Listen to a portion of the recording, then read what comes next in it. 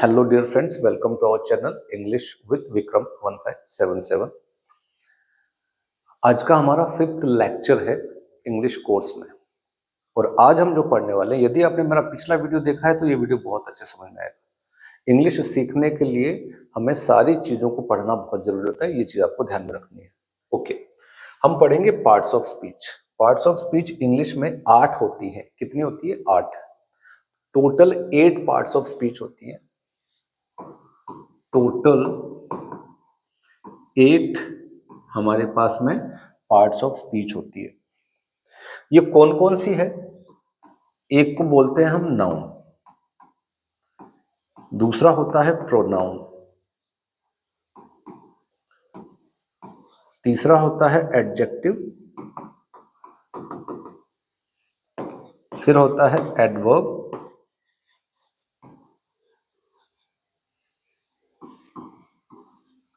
फिर हम बात करेंगे वर्ब, फिर कंजंक्शन,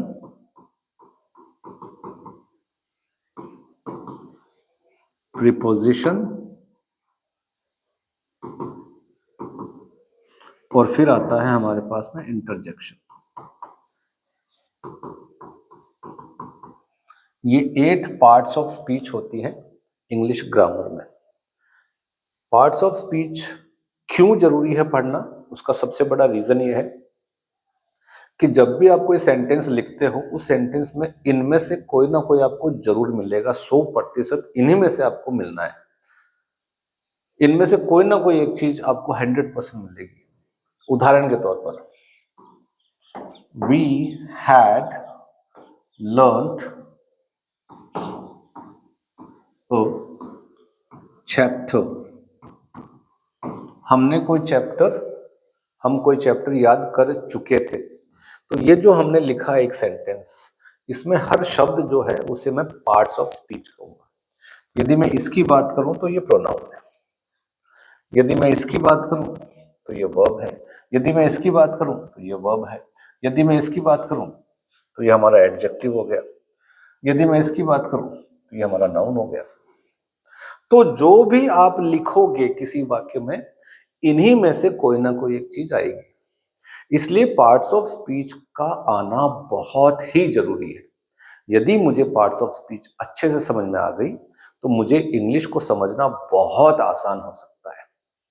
तो अब इसमें भी हमें सबसे पहले क्या पढ़ना है, उसके बाद क्या पढ़ना है और उसके बाद क्या पढ़ना है, यदि ये सीक्वेंस आपको पता है तो आपकी इंग्लिश अच्छी होगी। यदि आप डायरेक्टली प्रीपोजिशन पढ़ते हैं तो थोड़ा डिफिकल्ट हो जाएगा समझना।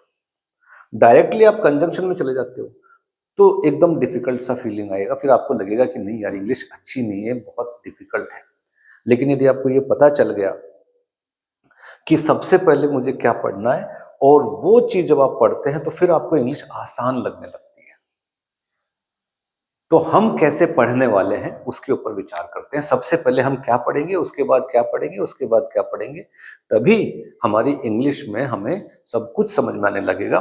भले आप स्पोकन को ले लो, क्योंकि मेरी स्पोकन क्लासेस भी आने वाली है। I am going to start spoken classes also for you my dear students. Sorry, how could I say you the students. आप मेरे फ्रेंड्स हो सकते हैं, आप मेरे से बड़े हो सकते हैं, आप मेरे से छोटे हो सकते हैं, what ever you might be. तो चलिए, हम क्या क्या पढ़ने वाले हैं पार्ट्स ऑफ स्पीच में। सबसे पहले क्या पढ़ेंगे, उसके बाद क्या पढ़ेंगे। हर लेक्चर दूसरे लेक्चर पर निर्भर करेगा। अब जो भी आप लेक्चर देखोगे मेरा, वो लेक्चर पिछले लेक्चर पे डिपेंडेंट होगा। इसलिए इंग्लिश का कोर्स यदि पूरा करना है आपको, कि आपकी इंग्लिश बहुत अच्छी हो जाए, तो हर कोर्स को आपको सुनना बहुत जरूरी है। ऐसा नहीं सिर्फ आपने एक कोर्स सुन लिया। तो देखते हैं हम क्या क्या पढ़ने वाले हैं। सबसे पहले पार्ट्स ऑफ स्पीच में हम क्या क्या पढ़ने वाले हैं, हमारा जो सीक्वेंस है, हमारा जो नंबरिंग है, वो कैसे आने वाला है, उसके ऊपर हम डिस्कस कर रहे हैं अभी। सबसे पहले पार्ट्स ऑफ स्पीच में हम पढ़ेंगे नाउन, उसके बाद हम पढ़ेंगे वर्ब, फिर हम पढ़ेंगे प्रोनाउन। जब ये पढ़ लेंगे, इसके बाद में हम चलेंगे टेंसेस के अंदर। ये भी हम साथ साथ में लेकर चलेंगे। इसके बाद जब हमारे टेंसेस हो जाएंगे फिर हम आपको लेकर चलेंगे एडजेक्टिव्स के ऊपर। ये सीक्वेंस है, ये सीक्वेंस है। फिर पांचवा, इसको खत्म होने के बाद में बताऊंगा मैं कि पांचवा क्यों है, और ये सीक्वेंस ऐसे ही क्यों है। ये सीक्वेंस ऐसे ही क्यों है क्योंकि यदि आप नाउन नहीं सीखोगे तो आपको वर्ब को समझना थोड़ा डिफिकल्ट होगा। वर्ब नहीं समझोगे, वर्ब और नाउन जब आपको आ जाएगा तो आपको टेंसेस यानी कि वाक्य बनाना लगभग आ जाएगा। क्योंकि ये और ये दो चीज सबसे पहले सीखना बहुत जरूरी है। और जब ये सीख लेंगे हम तो प्रोनाउन क्यों जरूरी है, क्योंकि नाउन की जगह पे प्रोनाउन का ही इस्तेमाल होता है, इसलिए इसके बाद में हमें प्रोनाउन सीखना है। लेकिन उससे पहले हम टेंसेस को एक बार देख लेंगे अच्छे से। और जब हमारे टेंसेस हो जाएंगे फिर एडजेक्टिव्स पढ़ेंगे। क्यों है एडजेक्टिव जरूरी, वो भी हम जैसे जैसे जो चैप्टर चलेगा उसके बारे में वैसे वैसे हम बातें करेंगे। और मेरा मानना है कि आपको लेक्चर 100% पसंद आएगा। चलिए, आज हम क्या पढ़ने वाले हैं? आज हम पढ़ने वाले हैं नाउन।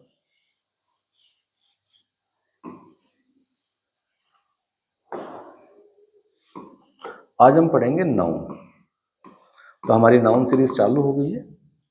नाउन क्या है? नाउन, नाउन को यदि हम इंग्लिश में छोटी क्लासेस में डिफाइन करते रहते हैं, बचपन से पढ़ते आए हैं, और फिर भी हमें लगता है कि नाउन क्यों पढ़ा जाए, क्योंकि नाउन सबसे प्रोमिनेंट रोल करता है पूरे पार्ट्स ऑफ स्पीच के अंदर। नाउन को बोल सकते हैं हम it is a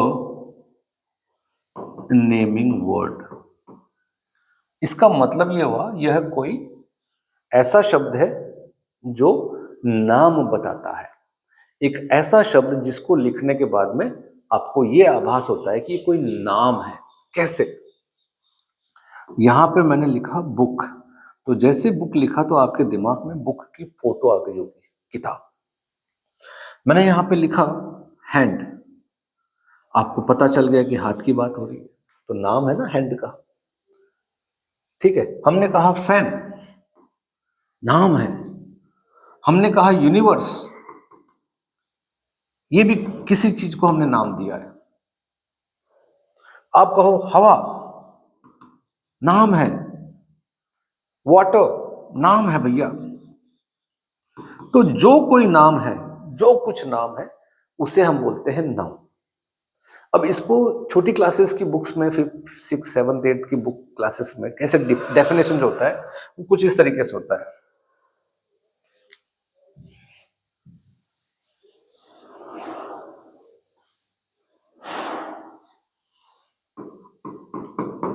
it is a name, it is the name of a person, place, thing or an animal।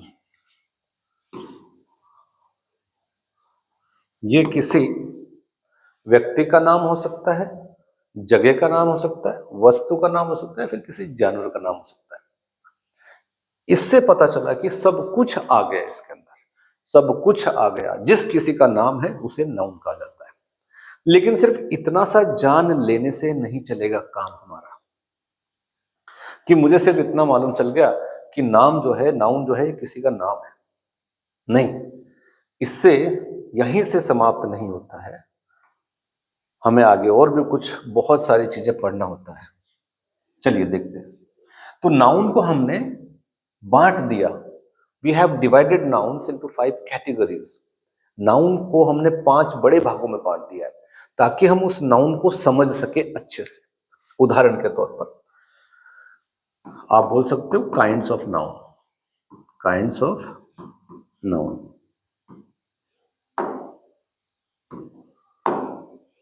सबसे पहले एक को बोलते हैं हम प्रॉपर नाउन। क्या बोलते हैं? Proper noun. एक को कहा जाता है कॉमन नाउन।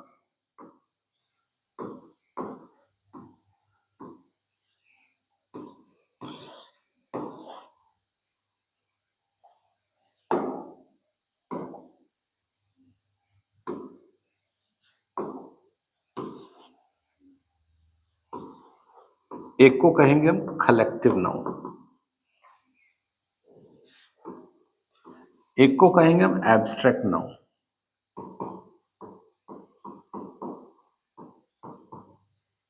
और एक को कहेंगे हम मटेरियल नाउन।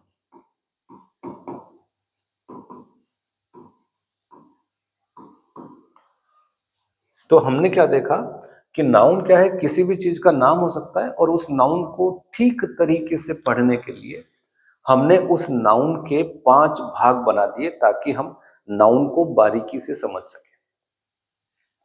अब ये जो नाउन्स हैं ये कैसे हैं, इनके बारे में हम जानकारी ले लेते हैं। सबसे पहले हम बात करेंगे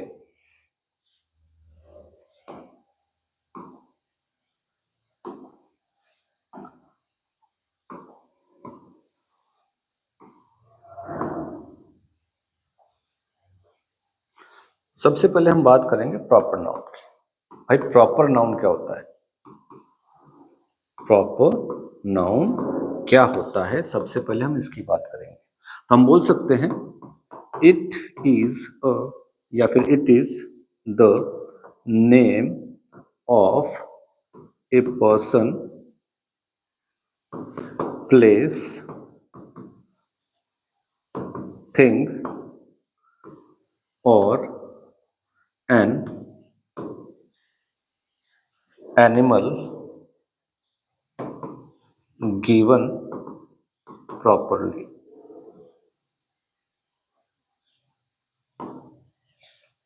इसका मतलब यह हुआ कि प्रॉपर नाउन क्या है।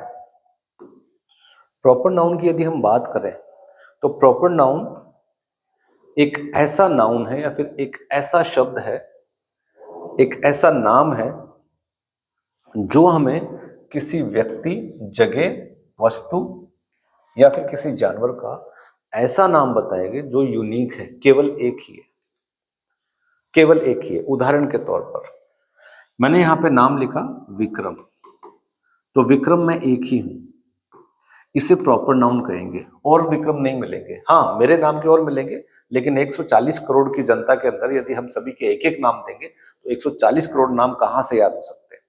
तो जो केवल यूनिक हो, उस जगह पर वो एक ही हो। हमने लिखा यहां पर इंडिया, तो पूरे वर्ल्ड में इंडिया कितना है? केवल एक ही है। अमेरिका कितना? केवल एक ही है। नदियों में यदि हम बात करें गंगा कितनी है, तो गंगा एक ही है। तो ये जो ऐसा नाम होता है, ऐसा जो नाम होता है जो केवल एक ही होता है, उसे प्रॉपर नाउन के नाम से पहचानते हैं, जो एक ही होना चाहिए। ठीक है, जो केवल एक ही नाउन है उसे हम प्रॉपर नाउन का दर्जा देते हैं। उदाहरण के तौर पर माउंटेन की बात करें और हमने कहा हिमालय, हमने कहा हिमालय,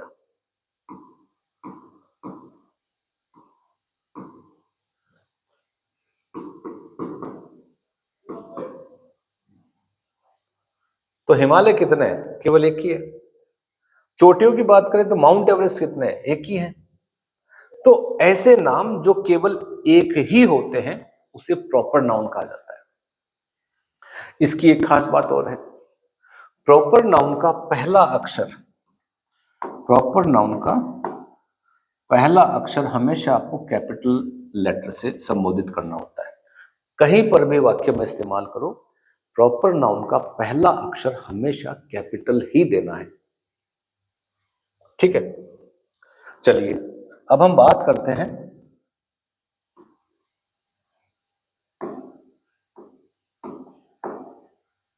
दूसरा, common noun. Common noun, common noun क्या होता है?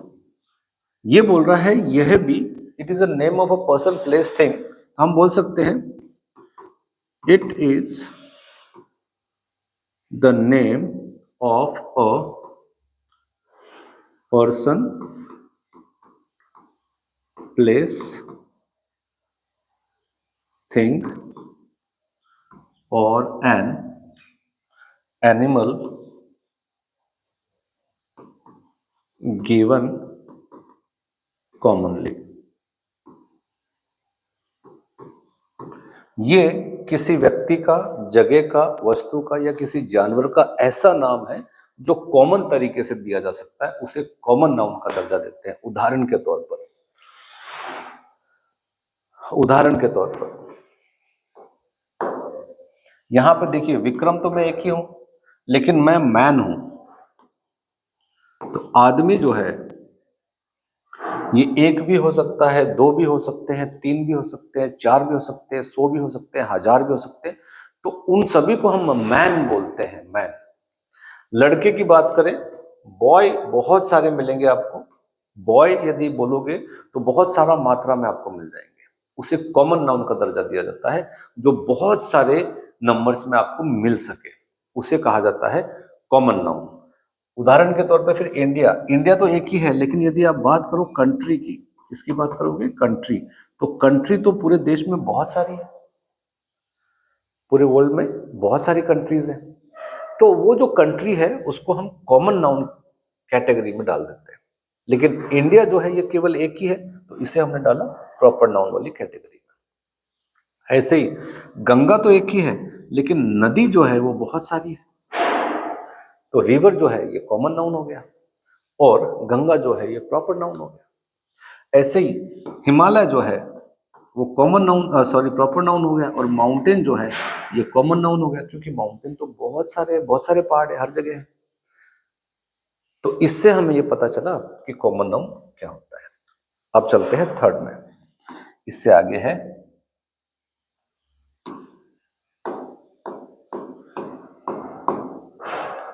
तीसरा। तीसरे नाउन को क्या कहेंगे हम? देखिए, उसे हम बोल सकते हैं कलेक्टिव नाउन। कलेक्टिव नाउन क्या होते हैं? कलेक्टिव नाउन्स क्या होते हैं, इसके ऊपर चर्चा करते हैं। हम बोल सकते हैं when more nouns are collected together, जब बहुत सारे नाउन को इकट्ठा किया जाता है, ज्यादा नाउन्स को इकट्ठा करते हैं, कलेक्टेड टुगेदर, इकट्ठा एक साथ जमा करते हैं, and a new name is given to them, and a new name is given to them, कोई नया नाम उन्हें दिया जाता है, उसे हम कहेंगे वो कलेक्टिव नाउन है। वो कौन सा नाउन है? कलेक्टिव नाउन है। उदाहरण के तौर पर, उदाहरण के तौर पर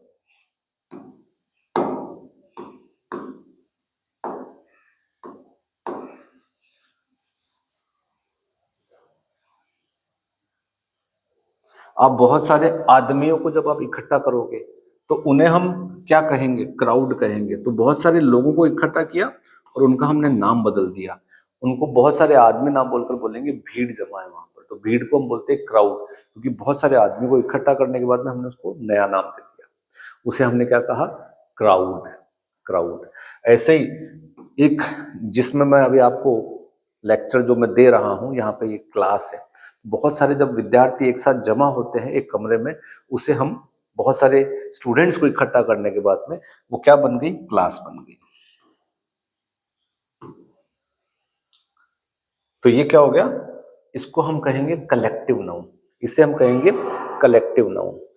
हमने क्या किया? बहुत सारे जानवरों को इकट्ठा किया और उसको हमने एक नाम दे दिया, रेवड़ करके बोलते हैं। बहुत सारे जानवर जब हम चराते हैं तो उनको जब हम इकट्ठा करते हैं तो उनको हर्ड के नाम से पहचाना जाता है, ठीक है? बहुत सारे लोग होते हैं। तो ऐसे ही ऐसे बहुत सारे कलेक्टिव नाउन्स हैं, दुनिया भर के कलेक्टिव नाउन्स हैं। जब बहुत सारे पक्षियों को इकट्ठा करोगे तो हम क्या बोलेंगे? बहुत सारी मधुमक्खियों को इकट्ठा करने के बाद में हम उनको बोलते हैं, बहुत सारी मक्खियां जब हम जमा हो जाती है तो उसे स्वाम के नाम से पहचानते हैं, ठीक है? बहुत सारे मिनिस्टर जब इकट्ठा हो जाते हैं तो उसे हम कैबिनेट के नाम से पहचानते हैं। इन नाउन्स को हम कलेक्टिव नाउन की कैटेगरी में डाल दिए। इन नाउन्स को हमने कलेक्टिव नाउन की कैटेगरी में डाल दिया। चलिए, यहां तक समझ में आ गया होगा आपको, जहां तक मेरा मानना है। अब फोर्थ नाउन कौन सा है?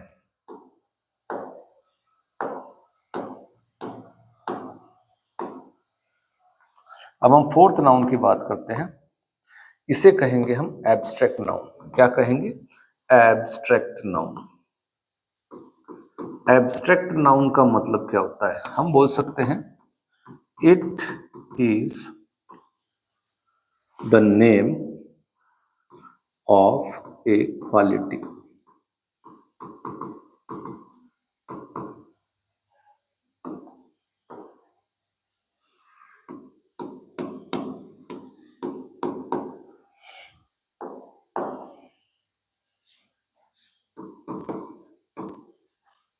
ये कोई गुण का नाम हो सकता है, it is name of quality state, कोई स्थिति का नाम हो सकता है, ठीक है। या फिर आप किसी एक्शन को भी बोल सकते हो, और एन एक्शन, कोई एक्शन का नाम भी हो सकता है।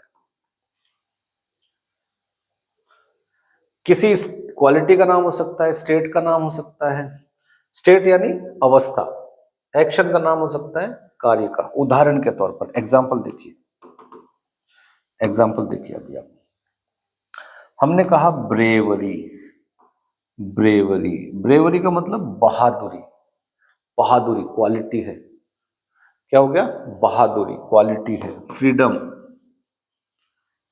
दिखते नहीं है, महसूस होते हैं, ऐसे नाम जो महसूस होते हैं उन्हें कहा जाता है एब्स्ट्रैक्ट नाउन की कैटेगरी में उन्हें डाला गया है। यहां पे देखिए क्वालिटी का मतलब हो गया बहादुरी, ब्रेवरी, फिर आप बोल सकते हो स्लेवरी, गुलामी, ठीक है।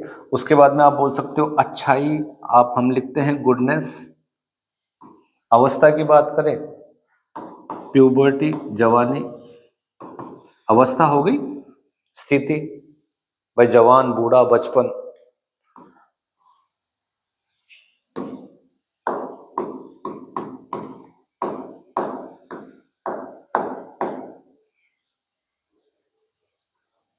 बचपन। अब यदि हम एक्शन की बात करें, एक्शन की बात करें तो बोलते हैं पानी में बहाव है, फ्लो, ठीक है। बाजार में उछाल है, लीप। ये जो नाम है ये तो याद ही करने पड़े भाई। यदि मुझे इनके बारे में जानकारी, मुझे नाउन के बारे में जानकारी चाहिए तो I have to learn all those meanings, कि बहादुरी को क्या बोलते हैं, ठीक है, शांति को क्या बोलते हैं, अच्छाई को क्या बोलते हैं इंग्लिश में, बुराई को क्या बोलते हैं, परेशानी को क्या बोलते हैं। ऐसे शब्दों के यदि मुझे मीनिंग याद है तो मैं बता सकता हूं कि ये फलाने कैटेगरी में इन्वॉल्व होता है, उसे कहा जाता है एब्स्ट्रैक्ट नाउन। 4 नाउन के बारे में जानकारी हो गई। अब हम चलते हैं 5वें नंबर पर, जिसे हम बोलते हैं मटेरियल नाउन। क्या बोलते हैं, मटेरियल नाउन का दर्जा देते हैं उसे। मटेरियल नाउन क्या हो गया, द नाउन, ऐसा नाम, द नाउन विच, ऐसा नाम which we get from earth, which we get from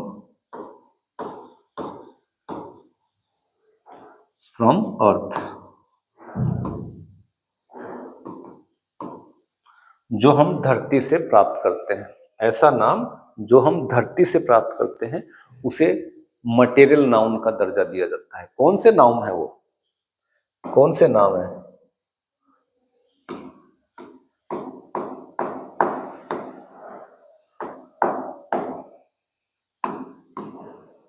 कौन से नाम है।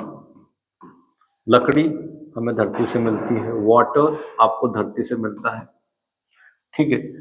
कोल हमें कहां से मिलता है, धरती से। पेट्रोल कहां से मिलता है, धरती से। सिल्वर कहां से मिलता है, धरती से।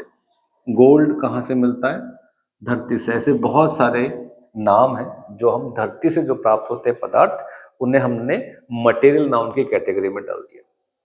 तो हमें यह पता चला कि नाउन के काइंड्स तो 5 है, एक को प्रॉपर नाउन, एक को कॉमन नाउन, एक को कलेक्टिव, एक को एब्स्ट्रैक्ट और एक को मटेरियल नाउन बोलते हैं। ये तो केवल नाउन के टाइप्स हो गए। ये हमारा 5th लेक्चर इंग्लिश के ऊपर, नाउन के ऊपर हमने पढ़ा था पार्ट्स ऑफ स्पीच में। और ये क्यों पढ़ रहे हैं हम, what is the reason behind this, that we are learning, we are studying types of noun, because it plays a vital role. इसका इस्तेमाल जब हम किसी सेंटेंस में करेंगे तो वहां पर आपको रियलाइज होगा कि यार नाउन क्यों पढ़ना जरूरी है, क्यों हम उसे पढ़ें, उसके ऊपर भी हम चर्चा करेंगे। लेकिन ये समझना बहुत जरूरी है। तो अगले वीडियो में फिर मिलते हैं, तब तक के लिए हैव अ नाइस डे। जय हिंद, थैंक यू, धन्यवाद।